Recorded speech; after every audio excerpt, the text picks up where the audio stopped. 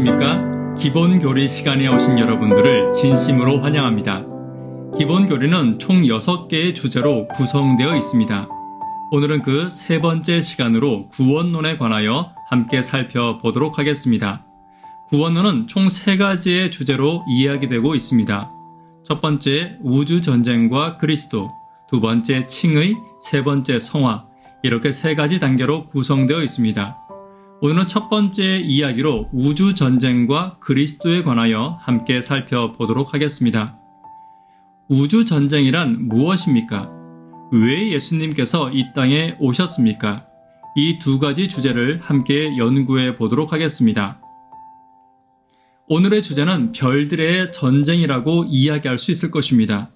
하늘의 전쟁이 있었고 메시아가 출현하였고 이 전쟁의 결과가 무엇인지를 함께 살펴보도록 하겠습니다. 첫 번째입니다. 첫 번째는 하늘의 전쟁입니다. 하늘의 전쟁에서 가장 중요한 것은 붉은 용의 존재입니다. 계시록 12장 4절입니다. 붉은 용이 하늘 별 3분의 1을 끌어다가 땅에 던지더라 라고 성경은 이야기하고 있습니다. 그리고 계시록 12장 7절은 이전에 하늘의 전쟁이 있으니 미가엘과 그의 사자들이 용과 더불어 싸울세 용과 그의 사자들, 천사들도 싸웠다라고 이야기하고 있습니다. 그렇다면 용의 정체가 무엇입니까? 계시록 12장 9절입니다. 큰 용이 내어 쫓기니 옛뱀 곧 마귀라고도 하고 사탄이라고도 하여 온 천하를 꿰는 자라. 그가 땅으로 내어 쫓기니 그의 사자들도 그와 함께 내어 쫓기니라 라고 말하며 이 용의 정체가 사탄이라고 성경은 정의하고 있습니다. 하늘의 별 3분의 1의 뜻이 무엇입니까? 계시록 12장 4절을 살펴보면 사단이 반역하였을 때 하늘 천사의 3분의 1이 가담하였다라고 말하며 하늘 별의 3분의 1은 천사의 3분의 1을 말함을 우리는 알 수 있습니다. 사탄의 의미가 무엇입니까?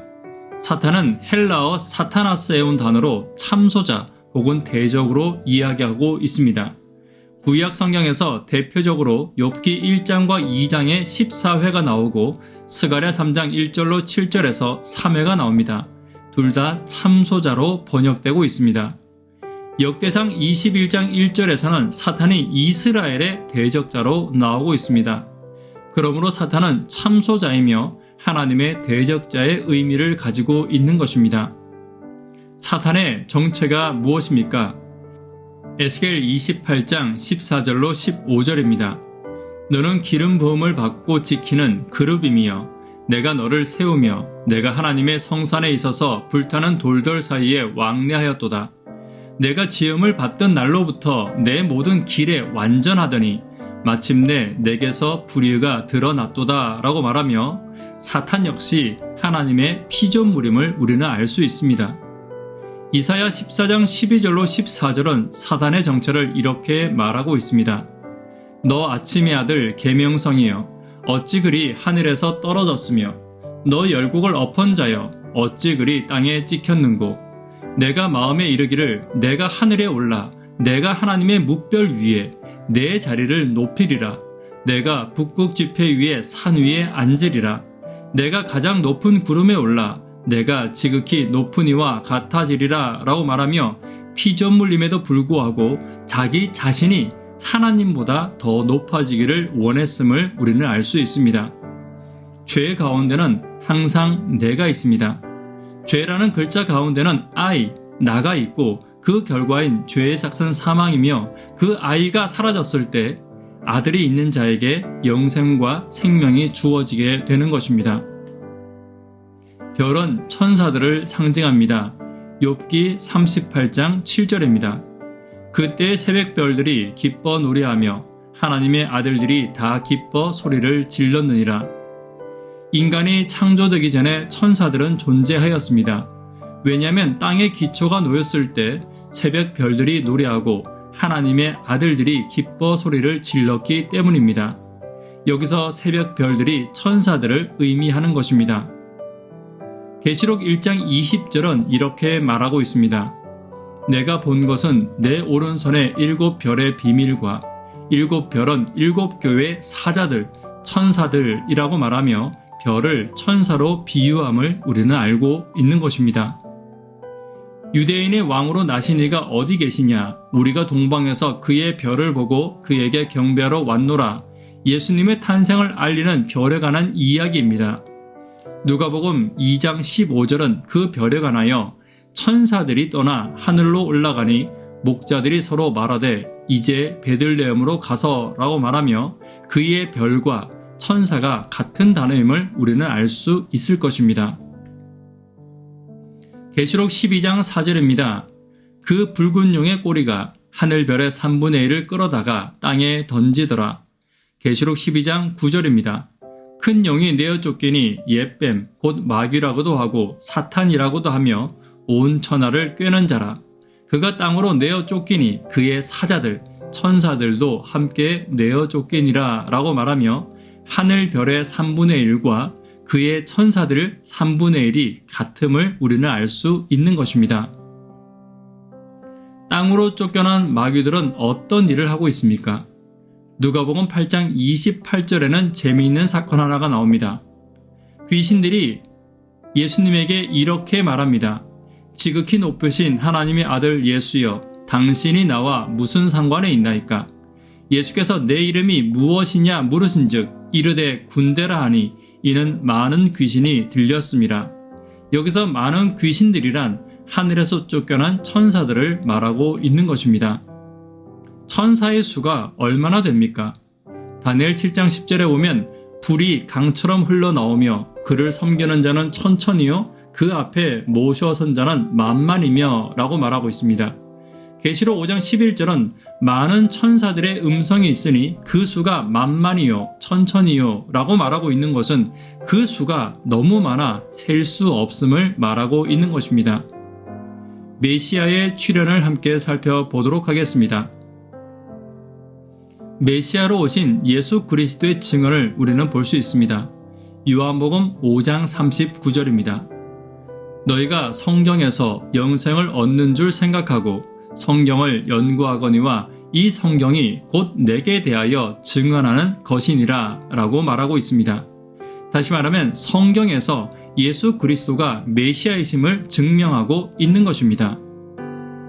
누가복음 24장 44절입니다.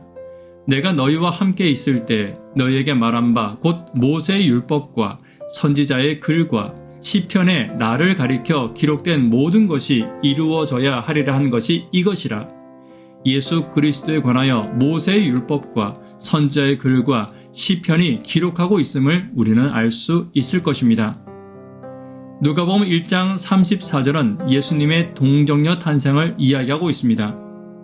마리아가 요셉과 약혼하고 동거하기 전에 성령으로 잉태된 것이 나타났더니 마리아가 천사에게 이르되 나는 남자를 알지 못하니 어찌 이 일이 있으리요 라고 말합니다. 미가서 5장 2절은 예수님의 베들레헴 탄생에 관하여 예언하고 있습니다. 베들레헴 에브라다야 너는 유다 족속 중에 작을지라도 이스라엘을 다스릴 자가 내게서 내게로 나올 것이라. 그의 근본은 상고의 태촌이라 라고 기록하고 있습니다. 마태복음 2장 4절로 5절에는 이 예언이 이루어졌음을 기록하고 있습니다. 왕이 모든 대제사장들과 백성의 서기관들을 모아 그리스도가 어디서 나겠느냐? 유다 베들레헴이 오니 이는 선지자 미가로 이렇게 기록된 바 라고 이야기하고 있는 것입니다. 메시아의 십자가 예언이 나와 있습니다.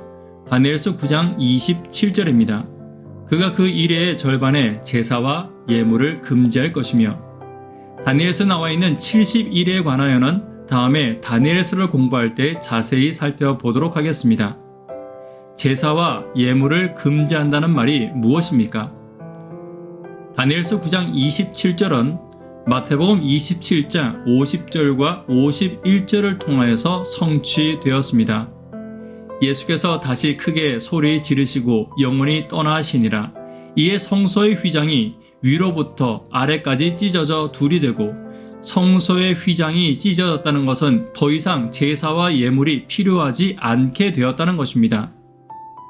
창세기 3장 15절은 여자의 후손과 사탄에 관하여 이렇게 말하고 있습니다.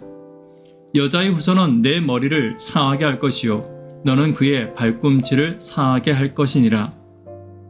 고린도전서 15장 22절에는 예수 그리스도로 인하여 구원의 문이 열렸음을 이렇게 말하고 있습니다.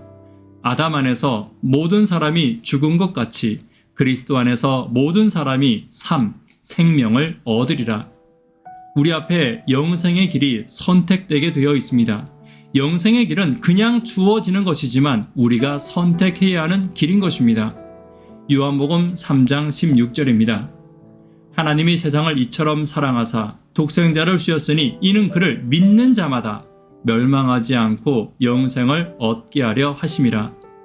오늘 영생의 길을 선택하시고 예수 그리스도를 선택하시는 저와 여러분 되기를 간절히 바랍니다.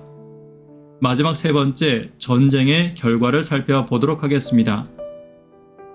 전쟁에서 예수님이 승리하셨습니다. 하나님이 사람으로 오셔서 우리의 죄의 값을 치러주고 구원의 길을 여신 것이 가장 완벽한 승리인 것입니다. 사단은 패배했습니다. 누가복음 10장 18절입니다.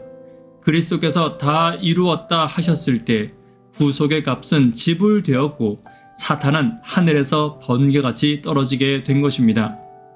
온 우주가 이것을 목격하였습니다. 하나님의 아들의 피를 흘림으로써 사탄은 하늘 존재들의 동정심으로부터 자신을 뿌리채 뽑아버렸다. 사탄과 하늘 사이에 있던 동정의 마지막 끈이 끊어져 버렸다라고 시대의 소망은 이야기하고 있습니다. 십자가는 온 우주의 교과서입니다. 우리의 작은 세계는 우주의 교과서이다. 구원받은 자들과 타락하지 않은 존재들은 그리스도의 십자가에서 그들의 과학과 노래를 발견할 것이다 라고 시대소망은 기록하고 있습니다. 오늘 저와 여러분들이 살아가고 있는 이 지구는 온 우주의 교과서로서 십자가를 통하여 하나님의 사랑과 하나님의 통치 방법을 온 우주에 알려주게 된 것입니다. 오늘 저와 여러분 역시 십자가를 통하여 하나님의 사랑을 더 깨닫고 하나님의 통치 원리에 더 가까이 가는 삶을 사시는 저와 여러분 되기를 간절히 바랍니다. 이 시간 개인적으로 혹은 함께 예배하시는 분들과 기도해 주시기를 부탁드립니다. 감사합니다.